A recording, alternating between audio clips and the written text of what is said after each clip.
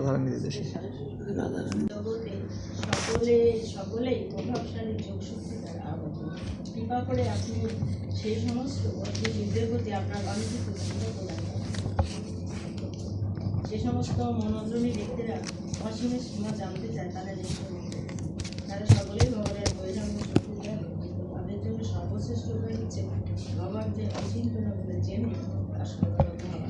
কেননা এইভাবে তারা অর্থিক কৃপা লাভ করতে পারে।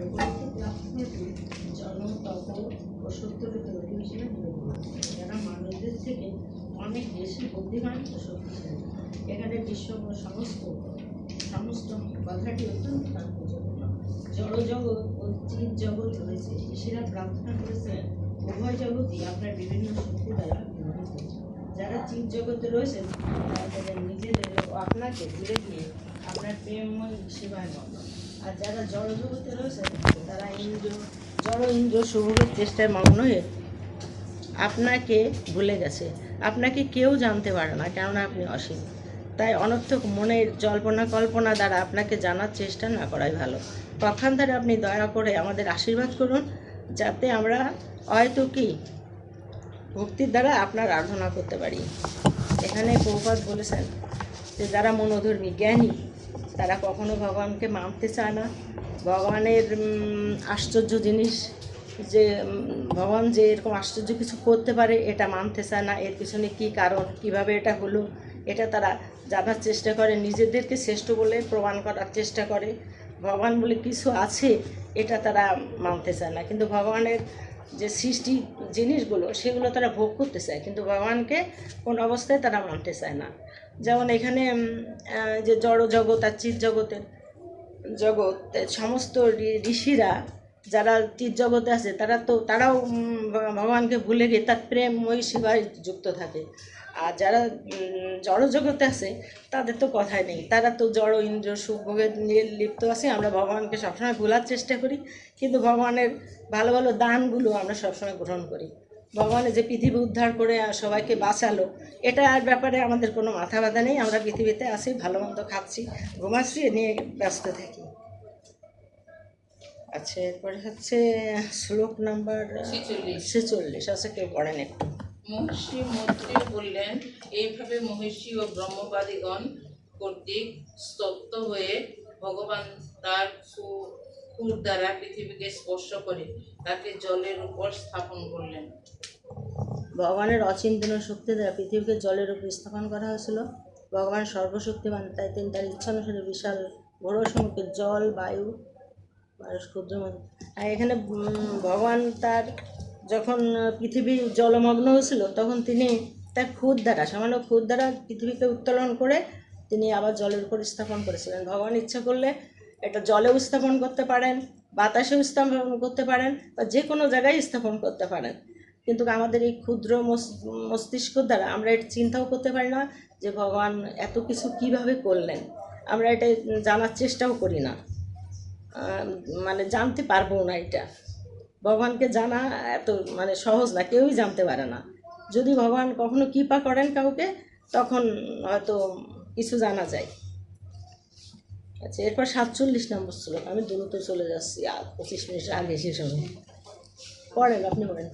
এইভাবে সমস্ত জীবের পালনকর্তা পরমেশ্বর ভগবান বিষ্ণু জলের ভিতর থেকে পৃথিবীকে উদ্ধার করে তাকে জলের উপর স্থাপন করে তার স্বীয় ধামে প্রত্যাবর্তন করেছিলেন।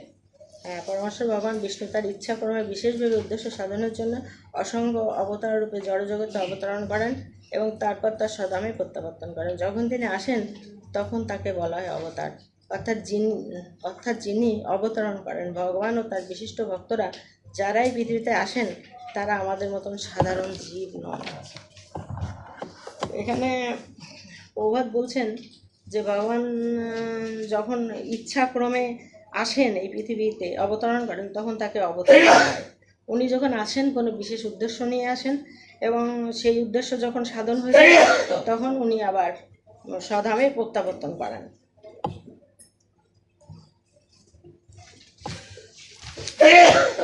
আর 48 নম্বর করেন আপনি।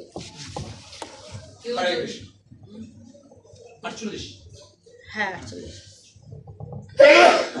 কেউ যদি ভক্তি সহকারে বরাহদেবের এই মঙ্গলময়ী কাহিনী শ্রবণ ও বর্ণনা করেন, তাহলে সকলের হৃদয়ে বিরাজমান পরমেশ্বর ভগবান অত্যন্ত প্রসন্ন হন।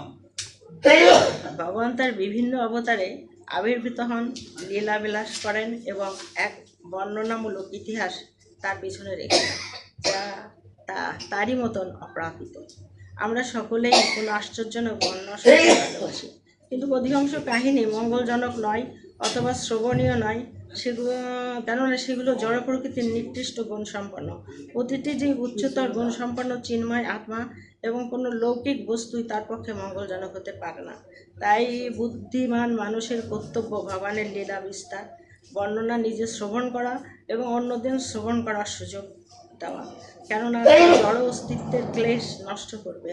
ভগবান তার অহেতুক কৃপার ফলে এই পৃথিবীতে অবতরণ করেন এবং তার কৃপাময়ী কার্যকলাপের ইতিবৃত্ত রেখে যান, যাতে ভক্তরা তার দিব্য ফল লাভ করতে পারেন। এখানে প্রভাত বলছেন যে ভগবান আবির্ভূত হন লীলাবিলাসের জন্য, তার ভক্তদের আনন্দ দান করেন। তারপরে যে কাহিনী আশ্চর্যজনক ঘটনা পড়ে যান, সেটা অধিকাংশ মানুষ এটা শুনলে পারে, শ্রবণ করলে তাদের মঙ্গল হয়। সেগুলো যারা আবার যে অভক্ত, তারা এটা শুনতে তেমন একটা আগ্রহী হয় না। তারা দেখা যায় যে অন্য জড়জাগতিক কাহিনী, এই লৌকিক কাহিনী এগুলো শুনতে ভালোবাসে। আর যারা বুদ্ধিমান তারা ভগবানের লীলা শ্রবণ করে, অন্যদেরকে বলে এবং বলে আনন্দ পায়। অন্য যারা ভক্ত তারা ওটা শুনে আনন্দ পায় এবং সমস্ত ক্লেশ নষ্ট হয়। আমরা ভগবানের অকৃত কৃপা লাভ করতে পারি ভগবান যখন পৃথিবীতে আসেন, বা ভগবানের থেকে ভগবানের নাম তো আলাদা না, সেজন্য ভগবানের কাহিনী যদি আমরা শুনি তবু আমাদের অনেক দিব্য জ্ঞান লাভ হয়। এবার হচ্ছে 39 ও 49। পরমেশ্বর ভগবান যখন কারো প্রতি প্রসন্ন হন, তখন তার অপ্রাপ্য আর কিছুই থাকে না। চিন্ময় উপলব্ধির দ্বারা মানুষ বুঝতে পারে যে ভগবত ভক্তি ব্যতীত অন্য সব কিছুই নিরর্থক। যিনি ভগবানের প্রেমময়ী সেবায় যুক্ত হন, তিনি প্রতিটি জীবের হৃদয়ে বিরাজমান স্বয়ং ভগবান ভক্তি অন্যতার সর্বোচ্চ স্তরে। ভগবদ গীতায় উল্লেখ করা হচ্ছে যে ভগবান তার শুদ্ধ ভক্তদের বুদ্ধিযোগ দান করেন, যার ফলে তারা পূর্ণতার চরম স্তরে উন্নত হতে পারেন।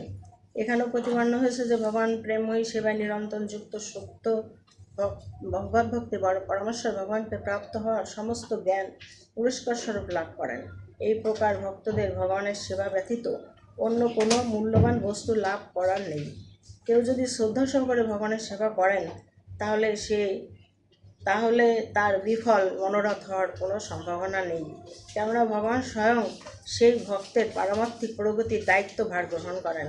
ভগবান সকলের হৃদয়ে বিরাজমান, তাই তিনি ভক্তের অভিপ্রায় জানেন এবং তার প্রাপ্য সমস্ত বস্তু ব্যবস্থা করেন। অর্থাৎ জাগতিক লাভের জন্য উৎকণ্ঠিত কপট ভক্তরা পূর্ণতার চরম স্তর লাভ করতে পারে না, কেননা ভগবান তাদের অভিপ্রায় সম্বন্ধে অবগত। ভগবানকে কেবল তার উদ্দেশ্য সম্বন্ধে নিষ্ঠাপরায়ণ হতে হবে এবং তাহলে ভগবান তাকে সর্বোত্তভাবে সাহায্য করবেন।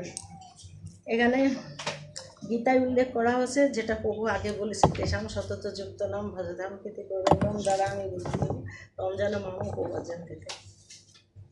তো ভগবান তো বুদ্ধিযোগ দান করেন, যারা বুদ্ধিযোগ দান করেন ভক্তের, যে যাতে যারা প্রেমময়ী সেবায় যুক্ত আছে, নিরন্তর ভগবানের সেবায় যুক্ত আছে, তাদেরকে বুদ্ধিযোগ দান করেন যাতে তারা ভগবানের কাছে ফিরে যেতে পারেন।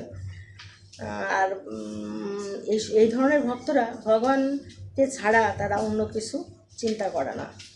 তারা ভগবানের কাছে কিছু চায়ও না, জড়জাগতিকও না, এমনকি ভগবানের কাছে মুক্তি ভক্তি কোনো কিছুই তারা চায় না, শুধুমাত্র ভগবানের সেবাই করতে চায়।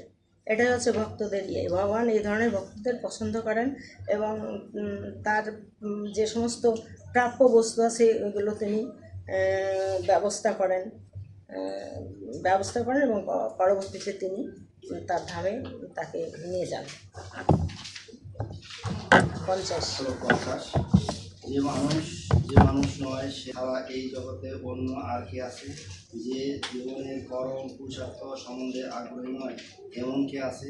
যে ভগবানের লীলা কথা রূপ অমৃত প্রত্যাখ্যান করতে পারে, যা নিজেই মানুষকে তার সব রকম জাগতিক ক্লেশ থেকে মুক্ত করতে পারে। পরমেশ্বর ভগবান লীলাসমূহ বর্ণনা অমৃত নিরন্তর প্রবাহের মতো। অমানুষ ছাড়া অন্য কেউ সেই অমৃত প্রত্যাখ্যান করতে পারে না। ভগবত ভক্তি হচ্ছে প্রতিটি মানুষের জীবনে পরম পুরুষত্ব। এবং ভগবত ভক্তি শুরু হয় পরমেশ্বর ভগবানের অপ্রাকৃতিক কার্যকলাপ শ্রবণ করার মাধ্যমে। পশুরাই কেবল অথবা যে সমস্ত মানুষের আচরণ পশুদের মতো, তারাই কেবল ভগবানের অপ্রাকৃতিক বাণী শ্রবণ করতে অস্বীকার করতে পারে। পৃথিবীতে বহু গল্প ও ইতিহাসে বই রয়েছে, কিন্তু ভগবান সম্বন্ধে ইতিহাস অথবা বর্ণনা ব্যতীত কোনো কিছুই জড়জগতের দুঃখ দুর্দশা বা লাঘব করতে পারে না। তাই যদি জড়জাগতিক অস্তিত্বের নিমিত্তের ব্যাপারে নিষ্ঠাপরায়ণ, তাকেই অবশ্য পরমেশ্বর ভগবান অপ্রাকৃতিক কার্যকলাপের কথা কীর্তন ও শ্রবণ করতে হবে। তা নাহলে তাকে অবশ্যই অমানুষের সঙ্গে তুলনা করতে হবে। এখানে প্রভুপাদ বলছেন যে পরমেশ্বর ভগবানের লীলা বর্ণনা অমৃত, এটা নিরন্তর প্রভাব, এটা হচ্ছে অমৃতের মতন। তাই যারা মানুষ তারা এটা অমৃত মতন গ্রহণ করবে, আর যারা অমানুষ তারা তা প্রত্যাখ্যান করবে। ভগবত ভক্তি যারা করে না তারা দেখা যায় বিভিন্ন উপন্যাস পড়তে আগ্রহী, সিনেমা দেখতে আগ্রহী, সেগুলো নিয়ে তারা সারাদিন অতিবাহিত করে এবং মনে করে এটাই আনন্দের জীবন, এর থেকে ভালো কিছু আর আমাদের নেই জীবনে। আর যারা ভক্ত তারা সবসময় মনে করে যে ভগবানের চিন্তা করে, ভগবানকে ভালো করে একটু সাজাবো কীভাবে, ভগবানকে ভালো করে রান্না করে খাওয়াবো কীভাবে, ভগবানের কথা সবাইকে কীভাবে ভালো করে বোঝায় বললে পারে সে বুঝতে পারবে, এগুলো করার তারা চেষ্টা করে। কিন্তু যারা অভক্ত তারা তো এগুলো শুনবেও না, কেউ বললে পারে। আমি নিজেই অভিজ্ঞতাতে জানি যে একবার আমি একটা অনুষ্ঠানে গেছিলাম, হঠাৎ করে আমাকে আক্রমণ করা হলো যে আমি ভগবানের ভক্ত, আমি আমিষ খাইনি, তাহলে আমার কেন অসুখ বিসুখ হবে? আমার তো অসুখ বিসুখ হওয়ার কথা না। তা বললাম যে হ্যাঁ সে তো ঠিক আছে, আমি আমিষ খাইনি বলে আমার অসুখ বিসুখ হতে পারে, কিন্তু আপনারা তো আমিষ খাচ্ছেন, তাহলে আপনাদের কেন অসুখ বিসুখ হবে? আপনাদের তো তাহলে হওয়া উচিত না, আপনারা রীতিমতন প্রোটিন অনেক কিছু খাচ্ছেন, কিন্তু তাহলে আপনাদের কেন অসুখ বিসুখ হচ্ছে? এটা নিয়ে বিরাট তর্ক হয়ে দুই গ্রুপ হয়ে এসে মানে এমন অবস্থা, শেষে আমি মানে ওই দিন ওই জায়গা ছেড়ে চলে আসলাম। তো এরকম আমি অবশ্য এত প্রচার টোচার করি না, এই টুকটাক আর কি কেউ আক্রমণ করলে তখন তার উত্তর দিই এইভাবে আর কি। অনেকে অনেক রকম উত্তর করে আর কি, অনেক সব মুসলমানরাও অনেক প্রশ্ন করে আমাকে।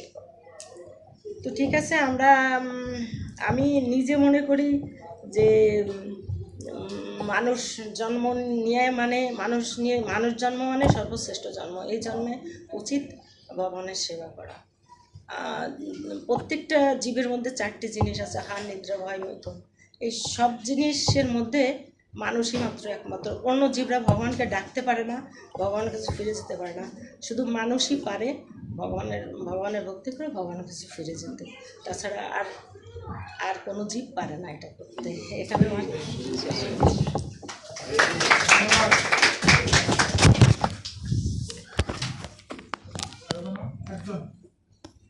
প্রশ্ন একজন মাতাজি বলবেন। মাতাজি হলো